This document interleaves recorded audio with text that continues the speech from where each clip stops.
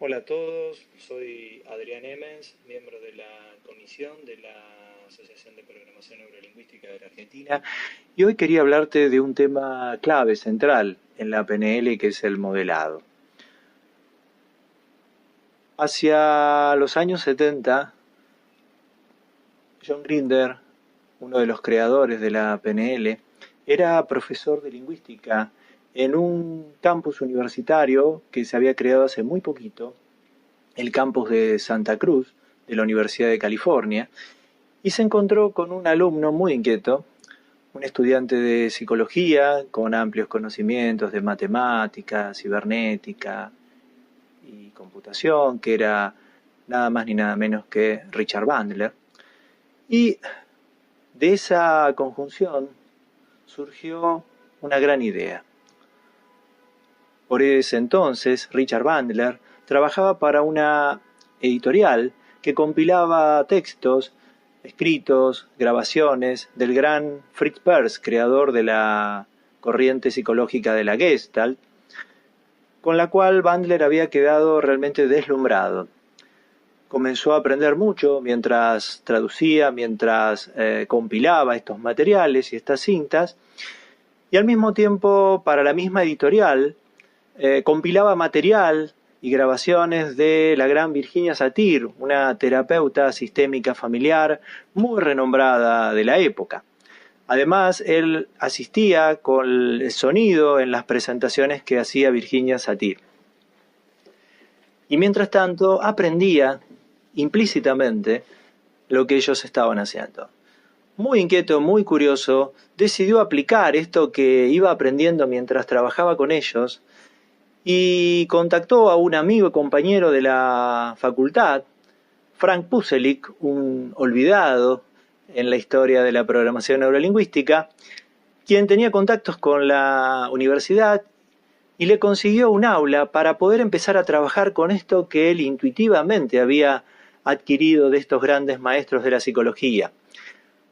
En ese momento comenzó a trabajar con adictos, con un grupito inicialmente reducido que cada vez se hizo más numeroso. Fue entonces cuando John Grinder, su profesor de lingüística, se enteró y se acercó a él y le propuso lo que iba a ser la pregunta o la proposición fundante de la PNL. Le dijo algo así como: muéstrame lo que haces y te diré cómo lo haces. Precisamente eso es lo que hizo. Se sentó en un rinconcito, en el aula donde trabajaba Richard Bandler con sus pacientes, que cada vez eran más, y comenzó a observarlo durante varias semanas. Al cabo de esas semanas se arrimó y le dijo: estás haciendo esto, esto y esto, vamos a conversarlo. Y de allí surgió nada más ni nada menos que el primer modelo de la programación neurolingüística. John Grinder, a su vez, había aprendido muchas cosas de otros maestros, entre ellos Noam Chomsky, del cual había aprendido mucho sobre una parte de la gramática que se llama gramática transformacional. Entre lo que aportó Richard Bandler y lo que aportó John Grinder de lo aprendido de sus maestros, surgió el primer modelo de la programación neurolingüística, que fue el metamodelo, y que fue también la base para el primer libro, La estructura de la magia, del cual también hubo un segundo volumen más tarde. Y esta fue precisamente la piedra fundamental de la PNL. O sea que podemos decir que la PNL se inicia modelando a grandes y talentosos comunicadores de la época, y que el primer modelo de la PNL fue precisamente el metamodelo.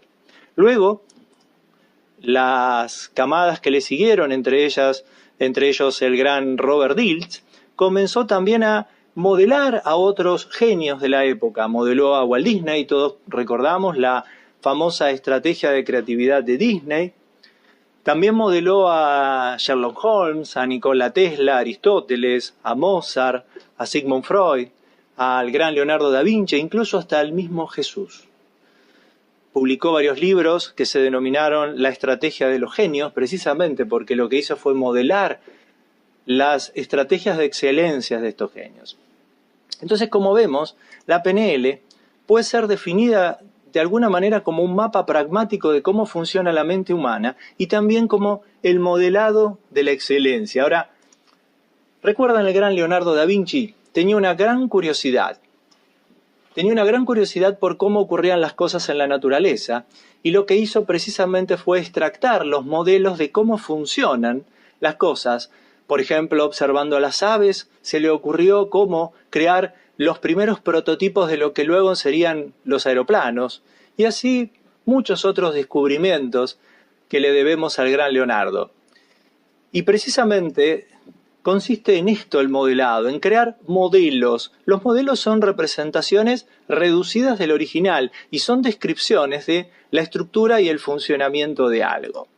Para la PNL los modelos son mapas pragmáticos, mapas de un comportamiento o de una capacidad.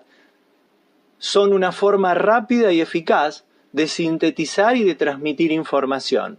Un modelo no busca ser verdadero, busca ser útil y que pueda ser transferible y utilizable efectivamente por otros. Además buscamos que sea elegante, es decir, que sea lo suficientemente refinado como para funcionar con los mínimos elementos posibles.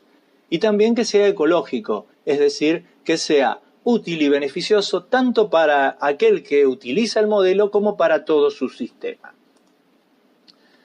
Ya Sigmund Freud y Edward Hall hablaban de los modelos como verdaderas herramientas o extensiones de nuestras capacidades y de nuestra psiquis, de nuestra mente, porque nos sirven para poder actuar más eficientemente y más eficazmente sobre nuestro entorno.